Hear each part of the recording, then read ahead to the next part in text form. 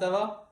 J'espère que vous allez bien. Aujourd'hui, on se retrouve chez Émilie, qui a pris sa revanche sur l'allaitement. Après un allaitement très compliqué pour son premier enfant, elle a pris sa revanche pour le second et elle va nous raconter toute son histoire. On se retrouve tout de suite, c'est parti. Je m'appelle Émilie, j'ai 28 ans et je suis maman de deux petits garçons. Donc Milo qui va avoir 5 ans et Sully qui a 2 ans. Alors aujourd'hui j'aimerais beaucoup vous parler de mes histoires d'allaitement. Du coup très différentes l'une de l'autre mais qui ont fait en fait le parcours de l'allaitement qui est le nôtre. La grossesse s'était très très bien passée. J'avais suivi les cours de préparation classique à l'accouchement. Mais je m'étais pas du tout imaginé en fait allaiter. Je savais pas, je m'étais dit je verrai si j'allaite ou pas. L'accouchement s'est très bien passé et donc la première mise au sein aussi, très très bien passée. Et ensuite ça a été très compliqué, tout de suite. Dans l'immédiat ça a été très compliqué parce qu'en fait quand on est remonté en chambre, je savais plus. J'avais l'impression de plus savoir mais en fait j'avais jamais su parce que j'avais jamais allaité. Et donc là quand j'ai mis mon bébé au sein, j'étais stressée, il pleurait. Et du coup, ben, ça a été comme ça un enchaînement de mauvaises surprises en surprise en fait. Et ça a été très très vite la dégringolade. Parce qu'en fait, à la maternité, ça se passait très très très bien. L'équipe était très bienveillante et elle nous accompagnait. Mais, euh, mais moi, j'y arrivais pas. Enfin, j'avais vraiment cette sensation de pas y arriver. Et donc, j'avais pas du tout confiance en moi. Je savais pas quelle position prendre pour l'aider en fait. Et après ça, en fait, mon mari a décidé d'aller acheter des bouts de sein en silicone parce que c'était trop douloureux pour moi. Donc on s'est dit on va tester autre chose vu que le reste ça marchait pas. Et là ça a été pire. Donc j'ai commencé à avoir comme des ampoules sur la poitrine. J'avais du sang aussi qui sortait en même temps que le lait.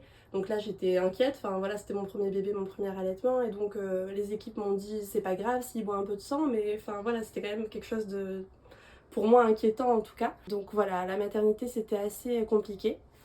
Après, une fois qu'on est rentré à la maison, j'avais tout de suite un poids en moins en fait sur les épaules. Je me suis dit ah, je retrouve mon environnement et du coup j'étais beaucoup plus sereine. Et les premiers jours à la maison se sont très très bien passés au niveau de l'allaitement. Et puis redégringolade, redégringolade parce qu'en fait j'avais tout le temps une douleur à la poitrine.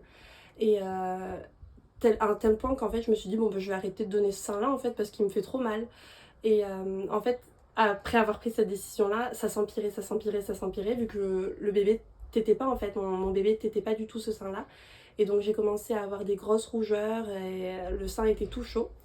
Et après coup, ben, on se renseigne, en tout cas moi je me suis renseignée et j'ai su ce que c'était, mais vu que c'était voilà, la première expérience de l'allaitement, je savais pas. Donc je me suis dit, bon ben j'ai mal, c'est chaud, qu'est-ce que je peux faire?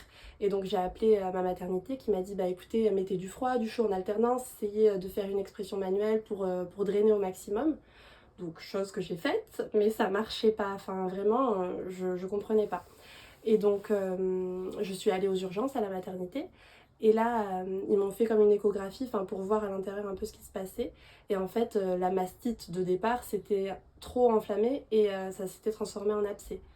Donc j'avais des abcès partout au niveau du sein que j'avais pas fait téter en fait. Et donc là, ils m'ont dit, bon bah, il va falloir faire des ponctions. Donc je me suis dit, ok, qu'est-ce que c'est des ponctions? Enfin voilà, c'est des termes que je connaissais pas du tout. Et donc je me revois en fait avec mon bébé dans sa poussette, moi je le berçais et j'étais en même temps en train de me faire ponctionner à la poitrine quoi. Donc c'était, pour moi ça reste une image un peu traumatisante quoi. Après ça donc ils ont enlevé un maximum donc c'était quand même assez impressionnant à voir. Enfin il y avait une grande seringue remplie et tout donc j'étais oh là là, enfin tout ça c'était ça en fait qui bloquait. Et 3 jours après cette première ponction j'ai dû en refaire une parce que ben ça revenait en fait sans cesse. Et après ça, ben, j'étais à peu près à un mois d'allaitement. Et je me suis dit, ben, je vais arrêter en fait parce que c'était trop douloureux, c'était trop plein de choses émotionnellement parlant aussi qui venaient. Et donc, malgré le fait qu'on m'ait toujours dit, il faut allaiter, c'est comme ça que tu vas créer le lien voilà, d'attachement avec ton bébé et tout. Enfin voilà, l'entourage mettait quand même pas mal la pression à ce niveau-là pour me dire que c'était comme ça que j'allais vraiment créer ce lien-là. Là je me suis dit bah non en fait, je vais faire autrement pour créer ce lien d'amour avec mon bébé mais je vais pas continuer l'allaitement. Donc à partir de là j'ai décidé d'arrêter. Ça a été du coup un sevrage assez doux parce que la production de lait s'était pas vraiment mise en route, voilà, ça faisait que un mois je dirais donc voilà ça a été quand même assez facile. dans ce sens-là, en tout cas physiquement parlant. Mais après, avec le recul, je me rends compte qu'émotionnellement parlant, ça n'a pas du tout été pris en compte en fait. Enfin, j'ai rien fait. Et j'ai vite regretté par contre cette décision-là. Parce que une fois que j'ai décidé du coup de sevrer mon bébé, je me suis un peu documentée, informée via surtout les réseaux sociaux. Donc j'ai commencé à suivre beaucoup de mamans allaitantes et voilà pour essayer de voir un peu comment ça se fait que les autres y arrivent et pas moi. En gros c'était un peu ça que je me disais. Et là en fait je me suis dit ça a l'air chouette l'allaitement, ça peut aussi être chouette en tout cas. Du coup, l'équipe médicale à la maternité ne t'a pas du tout aidé sur l'allaitement? Alors sur l'allaitement en pratique, je dirais qu'elles étaient vraiment là. Enfin, je pouvais sonner quand je voulais, elles arrivaient, elles étaient très bienveillantes dans ce sens-là. Mais, euh, mais en fait, ça a quand même pas marché. Ça a quand même pas marché parce que tout ce qu'on nous disait c'était faut allaiter aux signes d'éveil et moi je savais pas trop ce que c'était les signes d'éveil. Enfin, en fait quand je prenais mon bébé c'était déjà trop tard, il était déjà en pleurs etc. Donc moi cet état là de mon bébé, enfin de le voir comme ça me stressait beaucoup et j'arrivais pas à bien me positionner. Et du coup ce que je leur ai demandé, enfin je me souviens une nuit je les ai appelés toutes les 10 minutes et je leur ai dit mais restez avec moi en fait comme ça vous me montrez ce que c'est ces signes d'éveil à lui et comme ça en fonction de ça après j'apprendrai comme ça. Enfin, je pensais le faire un peu par étapes comme ça, mais malgré ça, ça a pas marché. Quels sont tes regrets par rapport à ce premier allaitement? Mon regret, si je pourrais en avoir un à l'heure actuelle, ça serait que j'avais pas l'info en fait qu'il pouvait être mis en place une relactation. Et ça, j'avais pas l'info. Et c'est quand même ce que j'aurais aimé faire si je l'avais eu en tête en tout cas. À la naissance de Milo, il n'existait pas de consultante en lactation. Ça existait, je me souviens avoir fait appel à elle 2 fois. Donc c'était une personne, je pense très très compétente, mais donc dans la théorie c'était très très bien ce qu'elle apportait, mais dans la forme, moi ça m'impressionnait en fait, ça me faisait très très peur. Donc voilà, je suis allée dans son bureau 2 fois et en fait à chaque fois elle me disait mettez-le au sein, enfin c'était très très directif comme ça. Et donc je ressortais de là presque en pleurs, enfin voilà, heureusement que j'étais épaulée par mon conjoint et puis j'avais mon petit bébé dans les bras, donc voilà, j'essayais de passer outre, mais ces rendez-vous-là étaient traumatisants. Tu parlais de l'allaitement et du lien d'attachement qui se crée avec l'allaitement. En un mois, c'est ce qu'on m'a répété tout le temps. Enfin voilà, de mon entourage très très proche, c'est ce qu'on me disait tout le temps, c'est comme ça que tu vas créer le lien d'attachement avec ton bébé. Si tu l'allaites pas, ça sera différent. Donc moi j'étais mais qu'est-ce que ça veut dire? Enfin bien sûr que je l'aime mon bébé, bien sûr que je vais créer ce lien au fur et à mesure qu'il va grandir. Et du coup je comprenais pas pourquoi on me mettait toute cette pression, parce que là pour le coup mon projet c'était pas du tout d'écourter mon allaitement, enfin je voulais l'allaiter, mais en fait ce qu'on me disait ça me mettait une pression monstre sur les épaules. Et voyant que ça se dégradait d'un autre côté, je me suis dit en fait je vais arrêter, mais ça va pas, je vais pas réussir à créer ce lien là. C'était vraiment très très compliqué. Et en plus quand on vient d'accoucher, on est dans un bain d'hormones tellement important qu'on n'a pas besoin de ça quoi, parce que c'est déjà très très, on peut être très haut mais très bas aussi. Et du coup vraiment c'était très très lourd. Tu as pu en parler autour de toi, avec tes proches? Voilà, à mon entourage, j'ai préféré tout fermer, je pense pour me protéger des éventuelles émotions que ça pourrait me procurer ou ce genre de choses. Mais en parallèle, voilà, j'ai vraiment voulu comprendre personnellement ce qui avait pu un peu se passer et pourquoi ça avait bloqué. Mais voilà, comme je te disais, je pense que c'est beaucoup de stress et de non-confiance en fait. Quand on est jeune maman, en tout cas, je pense qu'on apprend tous les jours. Et l'histoire d'allaitement, ça se apprend à deux en fait. Et donc, ouais, c'était assez compliqué. Comment ton partenaire, il a vécu tout ça? Alors le papa, il a toujours été là. Enfin vraiment, il était très très présent et puis il m'a accompagnée tout du long. Lui, ce qu'il me disait, c'est fais comme tu le sens. Enfin, il n'y avait aucune pression ni d'un sens pour continuer l'allaitement, ni pour l'arrêter à tout prix. Vraiment, il était là, il était à côté, mais je choisissais en fait. Donc ça, c'était très important pour moi de pas... Parce que voilà, il y a l'entourage très proche, c'est-à-dire lui, et puis il y a le cercle un peu familial plus éloigné, enfin même proche, les parents, les sœurs, tout ça. Mais voilà, moi c'était lui dont j'avais besoin, donc voilà, je dirais qu'il a bien bien rempli son rôle. Cool. Comment s'est passé ton second allaitement?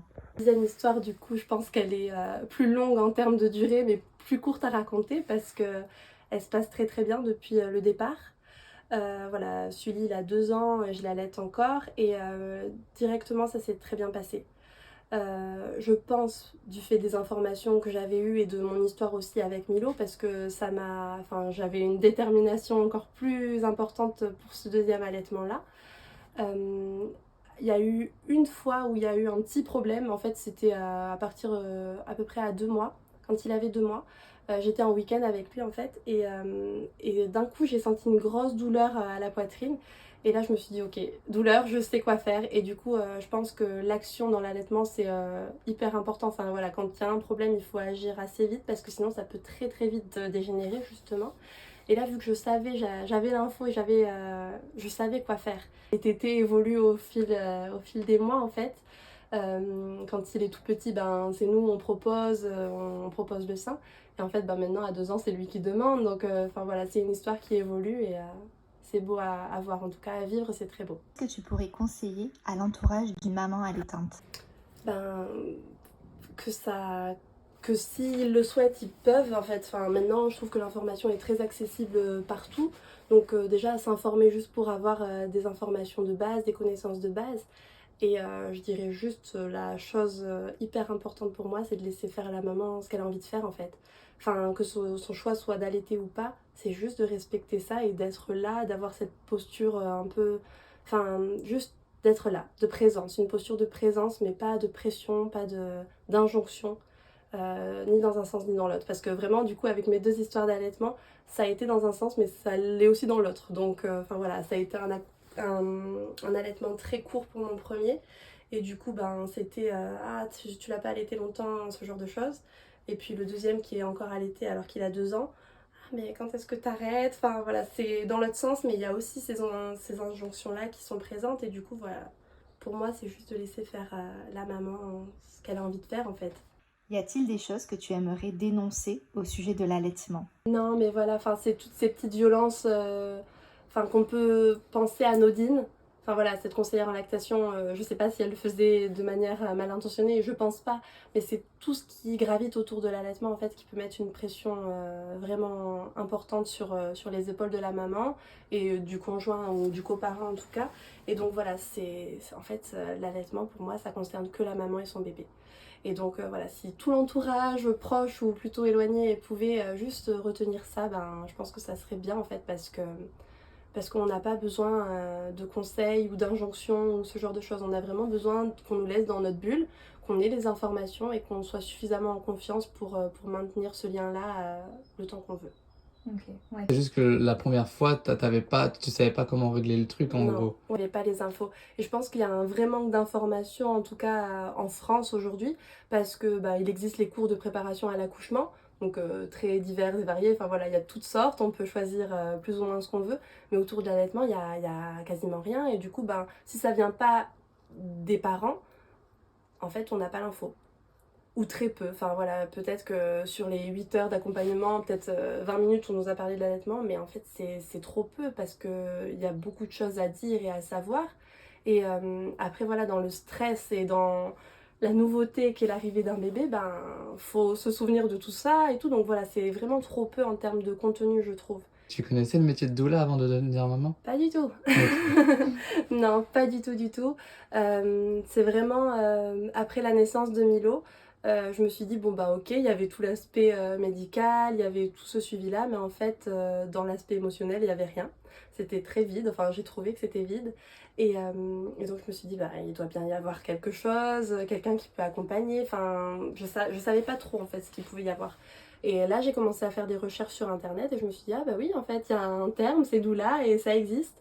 Et je me suis dit, ah ben, ça a l'air trop chouette. Enfin, vraiment, au départ, du coup, plus du tout pour être accompagnée par une doula, mais vraiment, voilà, l'aspect de moi, j'avais envie d'accompagner les parents en devenir. Et donc là, je me suis dit, ok, enfin, faut que je me lance dans cette formation parce qu'elle a l'air super intéressante et elle peut être hyper bénéfique pour les familles, quoi. Et donc, c'est à ce moment-là que je me suis formée.